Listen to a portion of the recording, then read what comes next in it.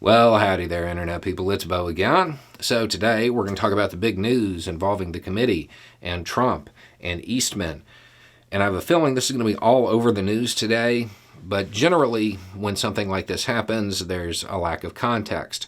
So what we're going to do is we're going to go through a brief overview of how all of these statements that you're going to see flash up today, how they came about.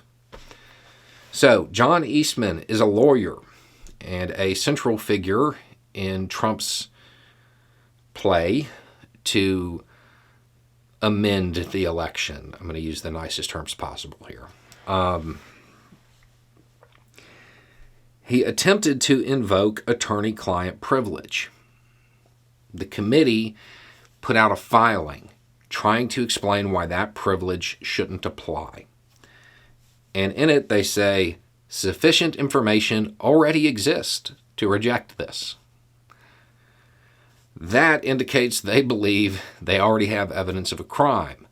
This is further backed up by this quote, saying that the committee has, quote, good faith basis for concluding the president and members of his campaign engaged in a criminal conspiracy to defraud the United States. Now, there are there's a few different things in the filing that indicate there are crimes that the committee believes Trump has some culpability for. The two that matter are felony obstruction of official proceedings and a conspiracy to defraud the United States. Those are the two that are actually going to matter at the end of the day. There are some smoking guns that came out in this.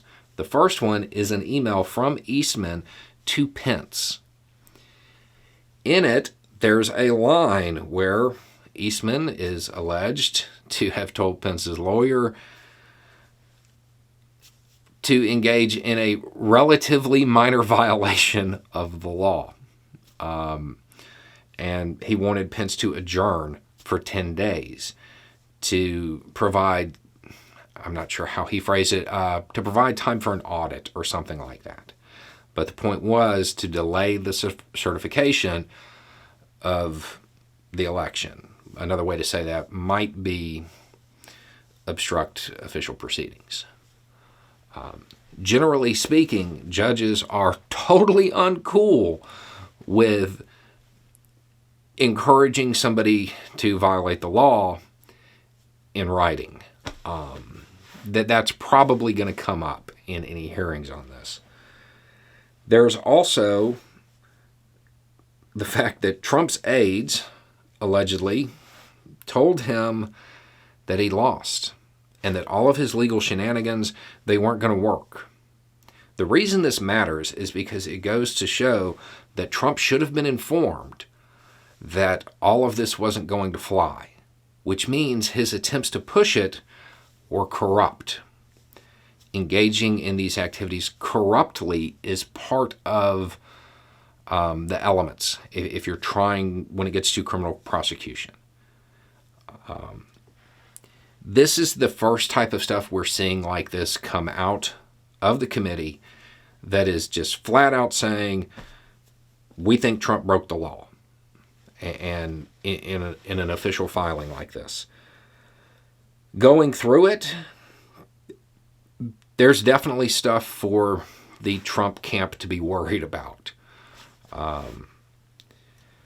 Now, it's important to note there is a very long path from this filing to actual criminal prosecution of the former president. But what this shows is that's where the committee's trying to go. They're trying to go down that path. And they certainly believe that they have the evidence to prove it already, and they're trying to get more. That's what the filing indicates. And I have to say that I would be worried. I would be concerned. So we still have a lot of hurdles that would have to be overcome in this, and don't ever underestimate the long-standing tradition of attempting to preserve the institution of the presidency. I think that is something that is going to come up at some point. It does appear that the committee is not really concerned about that. It appears that they really are trying to move towards criminal prosecution, because they're certainly alleging it. Anyway, it's just a thought. Y'all have a good day.